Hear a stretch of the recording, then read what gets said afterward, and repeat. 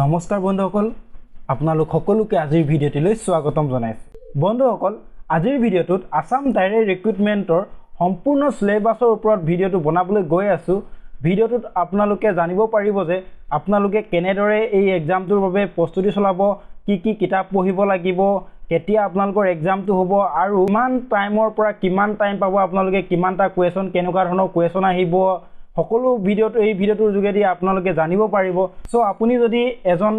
এই এক্সামটোৰ কেণ্ডিডেট হয় তেনেহলে আপোনাৰ বাবে এই ভিডিঅ'টো অতিকৈ গুৰুত্বপূৰ্ণ হয় সো ভিডিঅ'টো শেষলৈকে কোনো স্কিপ নকৰাকৈ চাই থাকিব আৰু আপোনালোকে এই এক্সামটোৰ বাবে প্ৰস্তুতি চলাবলৈ অলপ হলেও সহায় হ'ব সো বন্ধুসকল অকনো সময় পলম নকৰি আজিৰ ভিডিঅ'টোৰ মেইন টপিকটোলৈ আগবাঢ়ো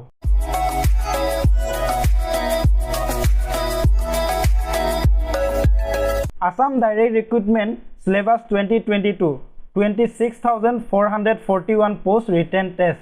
So বন্ধুসকল আপোনালোকে সকলোৱে গম পায় যে Assam Direct Recruitmentৰ যিটো সিলেবাস হয় সেই সিলেবাসটো বৰ্তমান মুকলি কৰি দিয়া হৈছে কি পঢ়িব লাগিব কি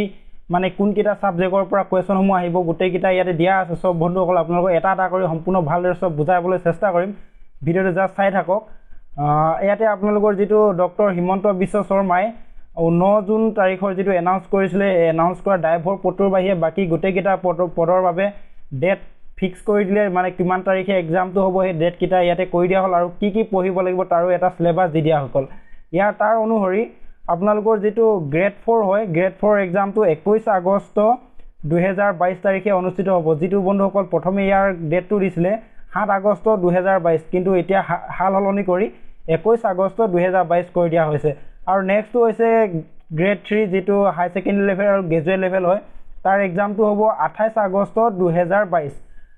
এই পৰীক্ষাটো প্ৰথমে ইয়াৰ দিন ডেটটো আছিল 21 আগষ্ট 2022 আৰু এটো হাল হলনি কৰি 28 আগষ্ট 2022 কৰি দিয়া হৈছে আৰু যেটো গ্ৰেড 3 ড্ৰাইভাৰ পোষ্ট হয় এতিয়ালৈকে তাৰ কোনো আপডেট অহা নাই কেতিয়া হ'ব এক্সামটো কেতিয়া হ'ব ইয়াৰ সিলেবাস কি আছে ইয়াৰ বাবে কোনো ধৰণৰ এতিয়ালৈকে আপডেট অহা নাই যেতিয়া আপডেট আহিব আপোনালোকক মই ভিডিঅ'ৰ যোগেদি আপোনালোকক জনাই দিম সিলেবাস অফ ক্লাস 3 ৰিক্ৰুটমেন্ট আপোনালোকৰ যেটো গ্ৰেড 3 সিলেবাস হয় সিলেবাসৰ বিষয়ে এতিয়া আপোনালোকক জনাম আপোনালোকৰ যেটো ইয়াত টোটাল পোষ্ট আছে 13141 টা আপোনালোকৰ গ্ৰেড 3 বাবে 13141 টা পোষ্ট আছে আৰু ইয়াৰ যেটো কোনো ধৰণৰ নেগেটিভ মাৰ্ক নাথাকিব মানে নো নেগেটিভ মাৰ্ক কোৱেশ্যন সমূহ হ'ব কোৱেশ্যন সমূহ আপোনালোকৰ যদি ভুলু হয় কেনেবাকে তাৰ বাবে তাৰ বাবদ আপোনালোকৰ কোনো ধৰণৰ নম্বৰ নাকাটিব গ্ৰেড 3 যেটো হাই সেকেন্ডাৰী লেভেলৰ এক্সাম হ'ব সেই এক্সামটোৰ বিষয়ে তলত আলোচনা কৰা হৈছে ইয়াত আপোনালোকৰ টোটাল কোৱেশ্যন থাকিব 100 মানে 100টা আপোনালোকৰ মাল্টিপল চয়েস কোৱেশ্যন থাকিব বা অবজেক্টিভ টাইপ কোৱেশ্যন থাকিব প্ৰতিটো কোৱেশ্যনতে আপোনালোকৰ 1.5 নম্বৰ কৰি থাকিব টোটাল মাৰ্কস হ'ব 100টা কোৱেশ্যনত 150 নম্বৰ ইয়াৰ এক্সাম ডেটটো হৈছে 28 আগষ্ট 2022 আপোনালোকৰ যেটো এই গ্ৰেড 3 এক্সামটো হ'ব 28 তাৰিখে হ'ব এই আগষ্ট মাহৰ 28 তাৰিখে হ'ব ইয়াৰ আপোনালোকৰ টাইমটো হৈছে আপোনালোকৰ 10 বজাৰ পৰা 12 বজালৈকে আপোনালোকৰ 120 মিনিট সময় টোটাল 2 ঘণ্টা সময় পাব আপোনালোকে এই যেটো 100টা কোৱেশ্যন হ'ব 100টা কোৱেশ্যন আপোনালোকে কমপ্লিট কৰিবৰ বাবে 2 ঘণ্টা সময় 2 ঘণ্টাত আপোনালোকে সম্পূৰ্ণ কমপ্লিট কৰিব লাগিব ইয়াৰ বাবে আপোনালোকক সাবজেক্ট ওয়াইজ যেটো সিলেবাস দিয়া আছে সেই সিলেবাসটো 1 নম্বৰ হৈছে সোশ্যাল ষ্টাডিজ নাইবা সোশ্যাল সায়েন্স 2 নম্বৰতে আছে আপোনালোকৰ জেনাৰেল নলেজ 3 নম্বৰত আছে জেনাৰেল ম্যাথমেটিক্স ক্লাস 10 ষ্টেণ্ডাৰ্ড তাৰ পাছত আপোনালোকৰ যেটো 4 নম্বৰ হয় 4 নম্বৰটোত আছে আপোনালোকৰ mental ability and logic reasoning 5 নম্বৰতে আছে আপোনালোকৰ জেনাৰেল ইংলিশ ইয়াত আপোনালোকৰ বন্ধুসকল ইয়াত আপোনালোকে দেখিছে যে ইয়াত কোনো ধৰণৰ জেনাৰেল সায়েন্স সাবজেক্টটো দিয়া নাই মানে বা হিষ্ট্ৰি দিয়া নাই কিন্তু আপোনালোকে মনত ৰাখিব যে ইয়াৰ যেটো জেনাৰেল নলেজ হয় ইয়াতে আপোনালোকৰ কাৰেন্ট এফেয়াৰ্স হওক নাইবা হিষ্ট্ৰি হওক নাইবা জেনাৰেল সায়েন্স হওক গোটেই কিটা ইয়াতে সোমাই আছে আপোনালোকে ইয়াৰ লহিকিটাৰ লগতে জেনাৰেল সায়েন্স হিষ্ট্ৰি সমূহ পঢ়িব লাগিব তাৰ পাছত আহিলে আপোনালোকৰ গ্ৰেড 3 যেটো ডিগ্ৰী গ্ৰেজুৱেট লেভেল হয় মানে ডিগ্ৰী লেভেলৰ হয় তাৰ সিলেবাসটো ডিটেইলছটো আপোনালোকক কৈ দিছো ইয়াতো ঠিক একে ধৰণে 100টা মাল্টিপল চয়েস কোৱেশ্যন থাকিব প্ৰতিটো কোৱেশ্যনত কিন্তু ইয়াত 1.75 নম্বৰ কৈ থাকিব মানে এটা কোৱেশ্যন আপোনালোকে শুদ্ধ কৰিলে 1.75 নম্বৰ পাব আৰু টোটাল মাৰ্কস থাকিব 100টা কোৱেশ্যনৰ ভিতৰত 175 নম্বৰ 175 মাৰ্কস এই পৰীক্ষাটো আপোনালোকৰ সেম ডেট হ'ব মানে 28 আগষ্ট 2022 তাৰিখে হ'ব আৰু ইয়াৰ যেটো টাইম হয় 2 PM to 4 PM মানে আপোনালোকৰ যেটো গ্ৰেড 3 এক্সাম হয় হাই সেকেন্ডাৰী লেভেল আৰু গ্ৰেজুৱেট লেভেল দুইটা একেদিনাখনে হ'ব যেটো হাই সেকেন্ডাৰী লেভেল হয় হেইটো আগবেলা হ'ব মানে 10 বজাৰ পৰা 12 বজালৈকে আৰু যেটো গ্ৰেজুৱেট লেভেল হয় হেইটো আপোনাৰ পাছবেলা হ'ব 2 বজাৰ পৰা 4 বজালৈ ইয়াতো ঠিক তেনেদৰে 2 ঘণ্টা সময় পাব 2 ঘণ্টা সময়ত আপোনালোকে 100টা মাল্টিপল চয়েস কোৱেশ্চন কমপ্লিট কৰিব লাগিব ইয়াৰ সাবজেক্ট ওয়াইজ যেটো সিলেবাস হয় এই সিলেবাসটো দি দিয়া হৈছে এক নম্বৰ থাকিব সোশিয়াল ষ্টাডিজ নাইবা সোশিয়াল সায়েন্স 2 নম্বৰ থাকিব জেনাৰেল নলেজ 3 নম্বৰ থাকিব logical reasoning and quantitative aptitude আৰু 4 নম্বৰ থাকিব আপোনালোকৰ ৰিডিং কম্প্ৰিহেনশন এণ্ড ল্যাঙ্গুৱেজ তাৰ পিছত আপোনালোকৰ 5 নম্বৰ থাকিব জেনাৰেল ম্যাথমেটিক্স ক্লাস 10 ষ্টেণ্ডাৰ্ড আপোনালোকৰ যেটো ইয়াৰ ম্যাথমেটিক্স হয় সেই ম্যাথমেটিক্সটো আপোনালোকৰ ক্লাস 10 ষ্টেণ্ডাৰ্ডৰ হ'ব আৰু আপোনালোকৰ লাষ্ট যেটো আছে জেনাৰেল ইংলিশ